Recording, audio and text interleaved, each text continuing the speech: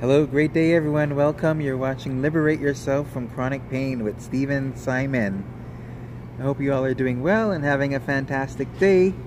Today I'd like to talk to you guys about traveling with a chronic illness, okay? This is a very important message and I think you guys should share this video right away. Start sharing it from now and like this video as well, okay? I'm gonna get right into it actually. So let's go. Okay, so if you're traveling and you have a chronic illness, you definitely, number one, you want to do is go see your doctor, okay? Make sure you refill all your medications. Make sure that you, especially if it's like your pain medication, you know, if it's a narcotic, you want to make sure you have enough while you are on your vacation so you can enjoy your vacation. Alright, I've traveled and gotten sick along, and I'm sure you may have experienced that as well. And if, you know, depending on your illness, if you have something like what I have, sickle cell anemia, well, there's probably a few reasons why you gotten sick. Now, the most common one is that you were probably dehydrated, so you needed to drink a lot more fluids or have a lot more water. And what I've learned just recently is that when traveling, I need to before I travel, before I get on that plane, I need to receive fluids, like through the IV. I need saline in my body so that I'm hydrated. I may need to get a blood transfusion or a blood exchange, so my blood is prime and ready to go for when I'm in the air. Now, with my illness, is that the oxygen level changes in the air, of course, because you're at a higher altitude, and what happens is that you have less oxygen, and with sickle cell anemia, your red blood cells aren't getting enough oxygen and they lose their original shape from, like, you know, a circular shape into a crescent, like a half moon, right? And then they clog up in the arteries and they bunch up together in the arteries, they stick, they're not getting enough oxygen to flow throughout the body. So, and that's what causes the pain. Now, so recently I've learned that I needed to, before I travel, I need to get fluids, okay? So you want to refill your pain medication to stay, and then number two, you want to stay hydrated before you even travel if you have sickle cell anemia. Just for regular illness, you know, you want to make sure that you do have you know, your pain medication, whatever, hot creams or anything you use, your heating pad, whatever it is to comfort your pain while you're traveling or while you're at home. You want to bring those same things along with you when you travel. Now, number three, the very important, most important thing to do is, well, they're all very most important, so but here's what you want to, when you go on the plane, do not put your medication into your suitcase. Put it in your carry-on so that it's close by to you. You have it right there. If you're on a long flight, short flight, who knows, whatever is paining you. I know for myself, I'll take a painkiller before I go on the plane so that I can relax. My pain will go down throughout the time of my flight. If I'm already receiving symptoms, and your body may tell you, you know, just like how your body tells you, like when the temperature changes from hot to cold, cold to hot,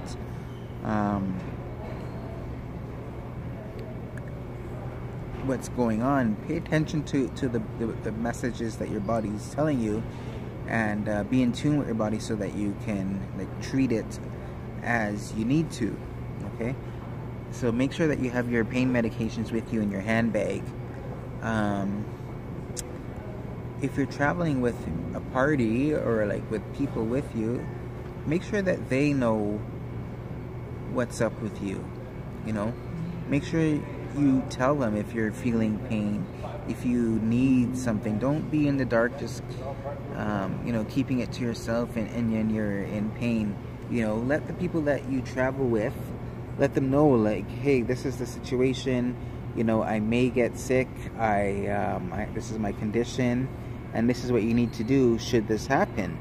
You know, nobody wants to be, you know, in a surprise situation and then panic and not know what to do. That's the worst thing that could happen, especially if, you know, you're not able to communicate what to do for them to do to help you.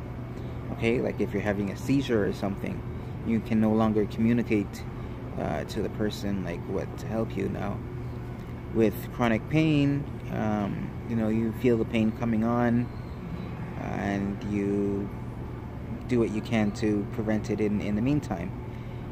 Okay,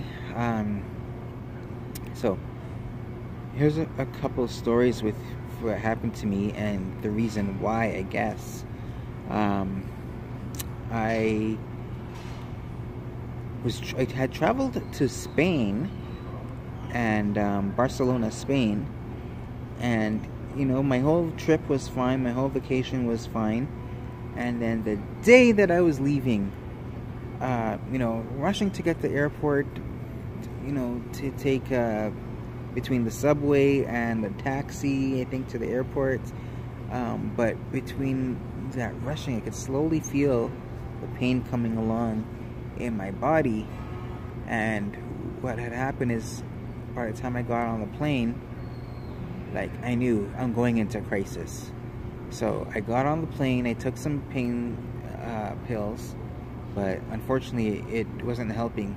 What I could have done was drink a lot of water on that flight. I didn't know that, though. I didn't know that I needed to drink a lot of water to hopefully, you know, ease the pain. My body was dehydrated. Spain was hot that time of year, so but you know, normally I do drink a lot of fluids, but for whatever reason my body was dehydrated, and so whatever I did drink, it wasn't enough. But so I got on the plane, I started to feel sick, and I knew I was gonna be in trouble by the end of the flight, and I had a transfer flight from Barcelona to somewhere else, I don't remember, before I got back to Toronto. And in my in-between flight, they could tell that I was sick. They wouldn't let me on the plane. I was too sick to go on the plane, and you know, I gave them my ticket at the thing, and they're like, "What's wrong with you? Why do you look like that?" You know. So I had to explain to them what was going on, and they said, "Nope, you know, we can't take that chance to put you on this flight." So here I am in, I don't remember what country, but I'm in the airport, and you know, trying to get home, and they won't allow me on the plane. So I had to wait. I don't remember how many hours, like 5 or 6 hours before I can take the next flight to Toronto. And when I did finally get on that flight, you know, I was in I was in excruciating pain, and when I landed in Toronto, I went straight from the airport into Toronto to the hospital, emergency, and yeah, I was probably there for like a week or two. That wasn't a good visit, a good trip. I mean, my vacation was good, but just that last period. And so, and then again, even just going on the plane, and I guess even from the first flight, even though I took my meds, but going on the plane, my body was already dehydrated, and then the change of the oxygen level, you know, it definitely caused me to go into crisis. So two things brought that on. And you know, recently I've heard of other sicklers, other people with sickle cell anemia, traveling and actually dying because they didn't get fluids before they flew. So I don't know if this is something that all doctors know, but now you as the patient know. Okay, so make sure you tell your doctor, hey, I need fluids before I get on that plane.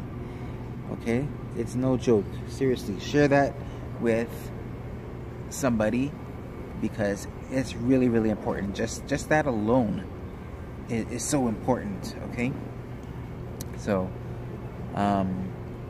yes, make sure that the people that are with you know what to do in case you get sick. If you're traveling with people, you may want to let them know, you know, you may not be wearing a medical bracelet. If you're traveling alone, you know, you may want to invest in a medical bracelet. Now, honestly, I was never really a fan of the medical bracelet, but now they have some really cool ones that, like, they look like jewelry, you know, you're wearing like fancy jewelry. That's the medical bracelet, but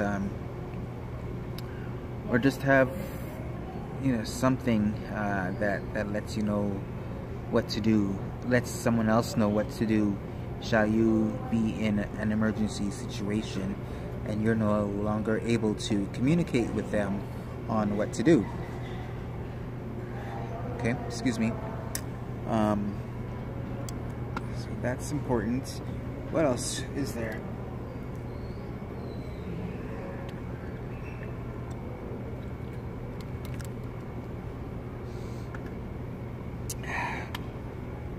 Excuse me. Traveling, you may want to like list down your medications. Usually, sometimes when you're at the airport, they want to know what medications you have with you.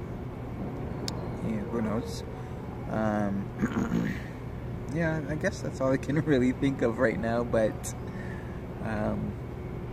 if you guys have any things that I left out, please feel free to comment in the comment section. Oh, here's another story that I have. Is you know, when I was young, I went to Trinidad and Tobago. That's where my family's from, the Caribbean. And so we went to the beach, and I'm fine. I'm a little kid at this point, maybe like 4 years old or something, 4 or 5. But I distinctly remember, as soon as I got into that water, the seawater, I got pain all over, like just like that, pain all over. And the reason for that was also the oxygen level in the ocean, in the sea, is, you know, it decreases. So as soon as I went into the water, instantly, like turning on and off a light switch, I went into pain like that. And I didn't know, again, I was a child, I did not know that the oxygen level would you know, decrease, and I'd have to, like, I don't know, I guess I should have drank more water that day, or my parents should have gave me more water. But this is just with them learning about my sickle cell, like, you know, how I managed it. You know, maybe I should do a video on that one day, how my parents found out I got sickle cell, and which is my chronic illness, sickle cell anemia. Now, unfortunately for me, I spent that vacation, like, maybe the whole vacation almost, pretty much, a couple days in before we went to the beach, and then when I got out of the hospital, it was like time to go home. So I spent like maybe the 2 weeks there in hospital, and that was not fun at all. So yeah, okay, you wanna, if you go to a hot climate, drink a lot of fluids wherever you are. You know, and this illness, some chronic pains work both ways, where you're either in a cold temperature and it starts to pain you, or if you're in a hot, overly hot climate. So both extremes will cause a pain crisis. Okay, so you definitely want to, either, if you're cold, in a cold climate, dress warm, extra warm, like I am right now. I'm probably wearing like 3 layers under this sweater, this sweater, a t-shirt, and then an undervest, and then same thing with my lower pants and everything. I got another you know, track sweatpants underneath my sweatpants just to stay warm, because it's really cold right here. I think it's like minus 16, minus 15 today or something. So, but the sun is shining bright. You never know it's that cold until you actually go outside. But that's another subject. Now, let's say you're taking a road trip. You're driving, okay? If you're driving, you definitely want to, you know, make sure you have your medications with you in the car, not in the trunk, in the car. It should be probably in your pocket, okay? And whoever you're traveling with, like, stop, take time to stop, and you know, stretch your bones. You're sitting for a few hours driving, make sure you stop, get something to eat, get something to drink, and walk around and just stretch your body so that you're not, like, you know, in pain kind of thing. For me, I tend to stiffen up in the vehicle for too long. And even just like an hour in the vehicle tends to stiffen me up. 45 minutes in the vehicle, and that's why I say I feel like a tin man. I just can't move my shoulders, especially my hips, man. Whew. So yeah, you know, you want to have that with you, and let the people around you know what to do. You know, whether if they just need to call 911, if they just need to you know, give you your medication, or I don't know what type of scenario you may be, you know, check your blood level or your sugar count or something, I don't know. But you have to, it's important to let whoever you're traveling with know what to do in case an emergency. Now, unfortunately, telling people too much, it's like a double-edged sword. This has nothing to do with traveling, but I'm still gonna tell you because I just brought it up. But you know, I was in the hospital, and you know, seeing someone for a few months. So, and this person was in the medical field. They knew my medications, and we had separated, you know, gone our own ways. And I had gotten sick, talking to a new female, and they both showed up at the hospital. But the new one was there first, and then when the ex came along, I asked her if she could, you know, kindly leave. Thank you for visiting, I'm okay, can you kindly leave? And you know, I said it in a nice way, but you know, just as I had asked her to leave, and the nurses came in and asked me what pain medication I needed. I had asked for pain, but so I was in a lot of pain at that time, and so I said I needed Dilaudid, which is commonly what I take, you know, and so they asked how much do I need. I said my usual, which is like between 4 to 6 milliliters, or milligrams, sorry. And I guess she had went back to the nurse and then said no, like he needs more than that, or like up his you know, his meds. That's not what he takes. He takes this amount, you know, like a higher amount. I don't even know what she told her. But she almost killed me because I was out of it for like 2 days, hallucinating and just completely you know, out of my mind. So be careful who you tell what meds you are on, because it can come back to haunt you. Now, but overall, when traveling, you know, talk to your physician, okay? Let them know that you're going to be leaving.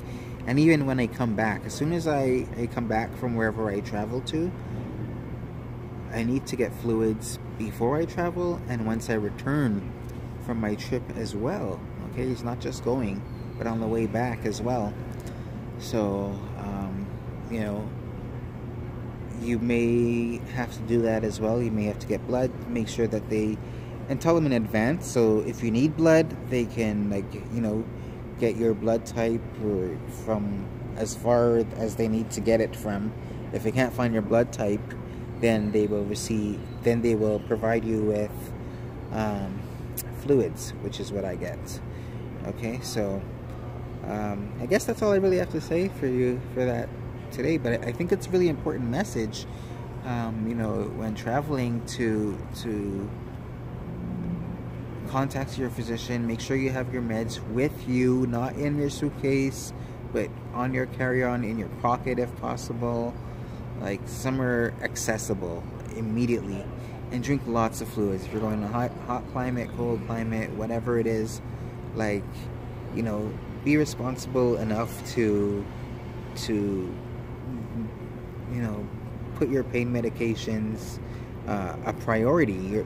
You know, I know you want to pack the bikinis and your swimsuits and, you know, your shorts and t-shirts and all that stuff, tank tops or whatever, for this vacation, and you want to have fun on your vacation. But if you get sick on your vacation, you're not going to be able to have much fun. So, you know, put these things first, okay, on your list when packing and prioritizing for your trip. Okay, so that's all for now. Please share this video. It's very important. And you know, feel free to like and subscribe to the channel, please. And thank you. I love you. I appreciate you. And I hope you got some really good value from this video. Okay, all right, have a great day. Love you. Bye.